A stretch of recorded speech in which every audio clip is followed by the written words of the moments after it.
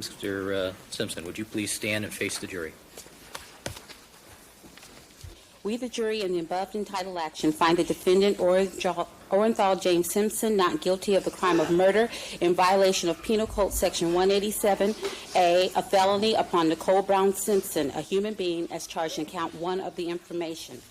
We, the jury, in the above entitled action, find the defendant, Orenthal James Simpson, not guilty of the crime of murder in violation of Penal Code Section 187A, a felony upon Ronald Goldman, a human being, as charged in Count 2 of the information.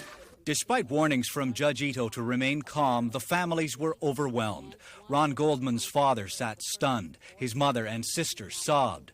O.J. Simpson's daughter, Arnell, smiled broadly. Her brother, Jason, sat weeping uncontrollably in front of her. Outside the courthouse, supporters watching on TV screamed with joy. And here in Toronto, Simpson supporters were jubilant on Eglinton Avenue West, while trial watchers who'd gathered at a Scarborough electronics store were stunned into silence. Back in the courtroom, Simpson smiled, and his attorneys were obviously pleased and relieved. The prosecution team sat stone-faced. Simpson was later taken by white van out onto the Santa Monica Freeway back to his Rockingham estate. He was cheered along the way, reminiscent of that scene 15.5 months ago. The Simpson saga ended as it had begun, helicopters chasing O.J. home. But this time, Simpson arrived at his mansion to smiles and warm greetings from his friends, including A.C. Cowlings. Later, Jason Simpson read this statement from his father. But when things have settled a bit, I will pursue as my primary goal in life the killer or killers who slaughtered Nicole and Mr. Goldman. They are out there somewhere. Then Johnny Cochran gave his theory on why the jury acquitted. We said that if we could shatter the prosecution's timeline so that O.J. Simpson couldn't have committed this crime, that there would be a reasonable doubt. This was a case based upon the evidence. We are, all of us, profoundly disappointed with the verdict. But at an emotionally charged news conference, District Attorney Gil Garcetti said the evidence was there to convict Simpson. This was an emotional trial, and apparently their decision was based on emotion that overcame the reason. Please don't let this make you lose faith in our system. Lead prosecutor Marcia Clark was composed as she thanked her team, but it was too much for Assistant DA Chris Darden. We came here in search of justice.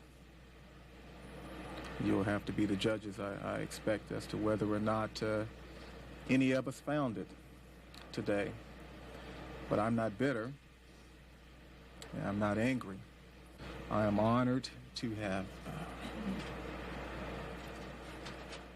Darden couldn't go on. He was comforted by colleagues before leaving the news conference. Then Ron Goldman's father, Fred, through tears, pledged to work to change the American system of justice. I deeply believe that this country lost today. Justice was not served. With Fred Goldman weeping, it was left to Gil Garcetti to explain what the Simpson verdict means. I didn't just fall off the back end of the turnip truck, and when you ask, are there people who are going to be doubting the criminal justice system? Of course there are going to be people who are going to be doubting the criminal justice system. But let me emphasize one thing. This case is not the usual case. Don't look at this case as being really how most cases are handled, or how most juries, or how most judges, or how most everyone who's involved in the process deal with the case. That's not the case. You know, the jurors do the right thing, you know, nearly all the time. Paul Rogers, CFTO News.